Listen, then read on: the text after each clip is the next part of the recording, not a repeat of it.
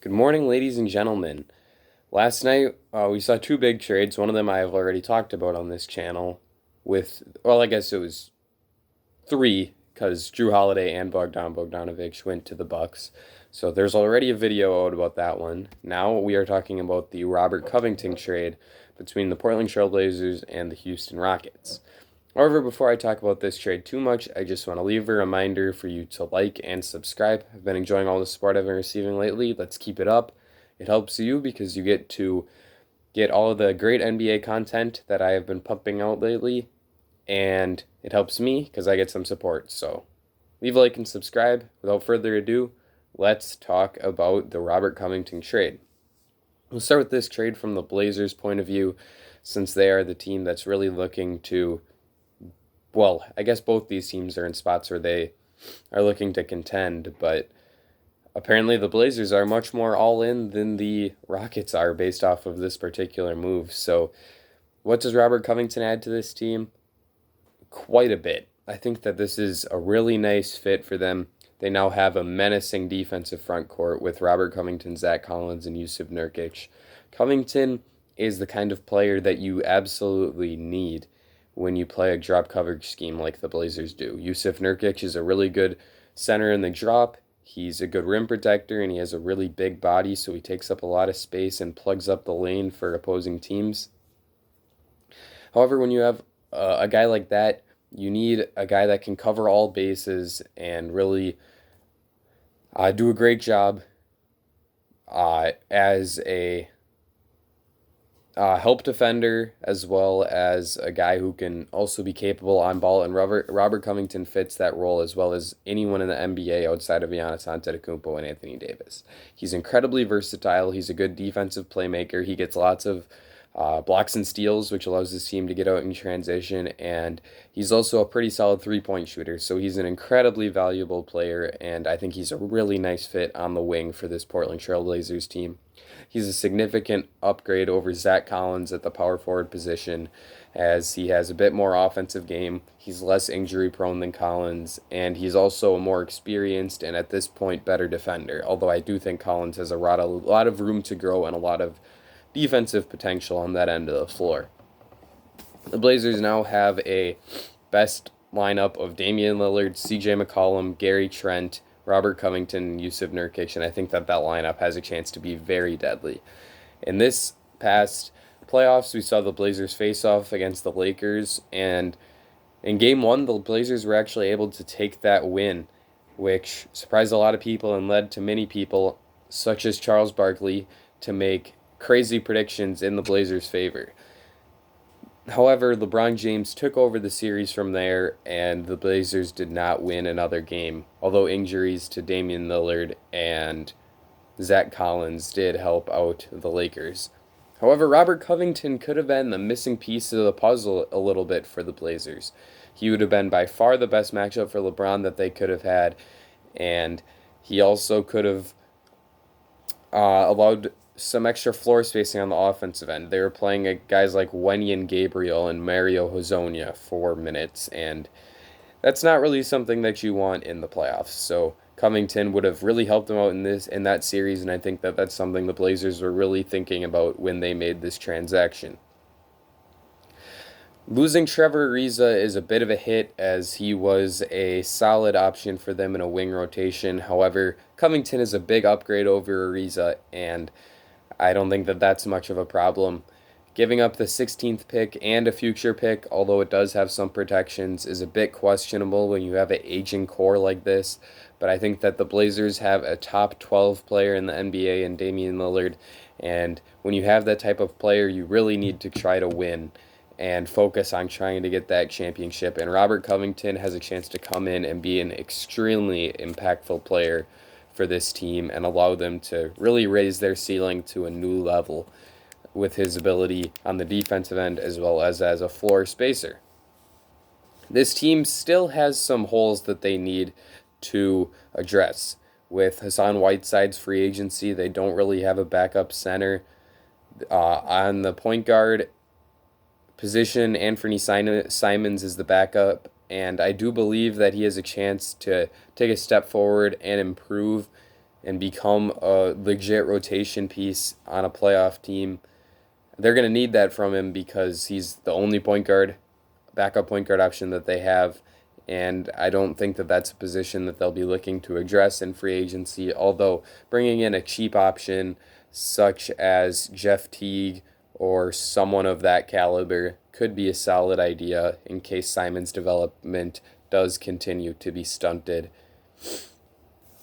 On the wing, they have some pretty solid options. Guys like CJ McCollum, Gary Trent, Robert Covington, maybe Nasir Little can take a step forward and become a better, more NBA ready player in his second season, like we saw with a guy like Dante DiVincenzo for the Bucks this past season.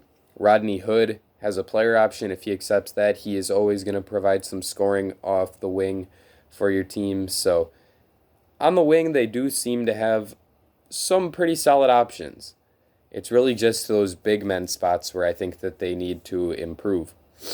They could also sign another wing. Someone like Justin Holiday could be a fit, but with the addition of Covington, I think that their need in that position goes down a little bit. They do need some depth, though, as to acquire Covington, they had to give up Trevor Ariza. So maybe it's not a guy like Holiday, maybe it's a cheaper option, but addressing the wing position and adding some help there could be useful. Really, the big men spots are where I have most of my questions, and they could actually pay for a significant upgrade at backup center. Maybe Collins gets a bunch of those backup center minutes, and they don't end up doing that, but they're going to have to add depth somewhere, and I think that someone like Derek Favors could be a really nice option for them coming off the bench to play either the 4 or the 5. Although now that I think about it, you really don't want to spend that much of your cap space on big men, and they already have Collins and Nurkic, who they've invested a lot in. So maybe the wing is the spot that they look to address. Holiday could be a candidate, like I said. Wesley Matthews would be an interesting idea for them to add as, once again, a 3-and-D wing type. Jay Crowder is another name that makes a lot of sense. Mo Harkless was on this team a couple seasons ago, and he could be another guy that they look to bring back. So if they are looking at the wing, sorry, I just moved my chair a little bit there on accident. But if they do want to address the wing, they have options on the free agent market. Overall, they acquired a really good player in exchange for a lesser player at the same position, along with 2 first-round picks, both of which will probably be in the latter half of the first round. I do think that getting Covington was a good move for them, and it's going to help them become much more of a contender in the Western Conference. However, I am a little nervous about them giving up those picks, as they do have an aging core. However, for next season, I believe it's a 2021 first-round pick. I do think that they'll be a very strong team, likely playoff bound, maybe a top 4 seed, so that pick is going to be in the 20s in all likelihood. So I'm going to give the Blazers an A- on this trade. I think that getting Robert Covington is a really good move for them, and it gives them a chance to really compete in the Western Conference next year. And now from the Houston Rockets side of things, in exchange for Robert Covington, a guy they just traded for at the deadline last year, they bring in Trevor Ariza, the 16th pick in the draft, and a 2021 lottery protected, I believe, first round pick. This is a different kind of move than I would be looking to make if I were the Rockets. In my opinion, when you have a guy who's a top 8 player in the NBA like James Harden, you need to be looking to contend and win championships. I know that there's all the rumors about him wanting out and demanding a trade out of Houston, but he's just such a good player that I believe that you should really do everything you can to try to win with him on the roster. And I just don't know that giving up a guy like Robert Covington is going to give them the ability to do that. Trevor Ariza is a solid add on the wing, bringing him back to Houston, which is where he had one of his best ever seasons. Could be a really solid move. He is still a floor spacer. He still is a competent defender on big wings, although he's not quite the stopper that he once was. For those reasons, he's a pretty nice guy for them to add, even if the primary reason for him to be in the trade was just as a salary dump. They also get the 2 first-round picks, which indicates that Raphael Stone is going to have a different outlook on how to use draft picks than Daryl Morey did. Morey usually just wheeled and dealed those picks and never hung on to them for very long. Whereas Stone acquiring more first round picks from other teams looks to be a significant change in strategy for this Rockets front office. It could be a really good move for them, though. Trevor Ariza has a chance to be a good wing, like I said, and with the 16th pick, they could add another rotation-ready playoff piece. Precious Achiuwa would be an interesting option as a defensive menace at the center position, who can also play a bit of the power forward. He would make sense for them if they want to continue the small ball, even, as he's a guy that can play a little bit on the perimeter. I would not want him on the perimeter too much, and I would try to limit that as much as possible, because when he plays on the perimeter, he views himself as a more competent scoring player than he actually is. However, on defense, he could be a very good player for them and allow that defense to continue to improve as we saw it do in the playoffs last season. Otherwise, they could look to draft a wing like Aaron Nesmith or Sadiq Bey. I do think that they're pretty stacked on the wings as of right now, with guys like Eric Gordon, Daniel House, Trevor Ariza, Ben McLemore all coming back. But there's always a need to add on the wing, and that's certainly area that they could address in the draft. I really like Sadiq Bey, and I think he would be a perfect fit alongside Harden and Westbrook as a guy who can space the floor and play solid defense.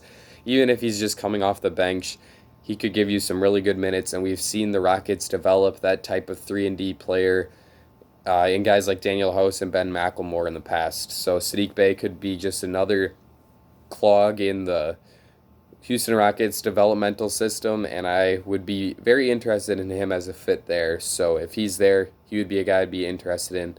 Alternatively, this team does need a backup point guard. Chris Clements is currently that, and I don't know if it's going to work out with him in the NBA. So with the 16th pick, they could target a guy like Tyrese Maxey, who I am in love with. I think Maxey, my latest big board, I put him 5th. So that shows you just how high I am on Maxey, how significantly higher I am on him than the general consensus. So he could be an excellent candidate and great value pick for them at 16. Otherwise, Trey Jones is an interesting idea for a backup point guard. If Kira Lewis falls to them here, which I don't think he'll do, considering the Magic and Celtics both have reported interest in him at 14 and 15, but if he does fall to the Rockets at 16, he would make some sense. If they want to draft a big man, like I said, Achua is really the main guy that I think could go in this range, but Isaiah Stewart could be another possible target for them. Overall, I think that acquiring 2 first-round picks and bringing back a role player was a pretty good deal for the Rockets. I just don't know that giving up win-now type players like Covington is a good deal for you when you have a superstar like James Harden. However, they did get really good value for him, and for that reason, I am willing to give them a B+ on this trade. So, I think I gave the Blazers A-. Maybe I gave them a B+ as well. I really need to start writing my grades down because I forgot them when I was recapping the Milwaukee video too. So, yeah, I think that both teams did okay in this trade. I think I actually probably like it a bit better for the Blazers, and it's not because I'm biased. I'm not really a Portland fan. I just really like Dame Lillard, so that's why I have the jersey. But overall, it makes sense for both teams. I just like it a bit better on the Blazers side since I think that they are going to be ready to make a run at another Western Conference title game in title series in this upcoming season. Leave a like and subscribe if you enjoyed this video. Leave a comment in the comment section down below what you think, who you think won this trade. That's it for me. Ladies and gentlemen, I'll see you all again very soon.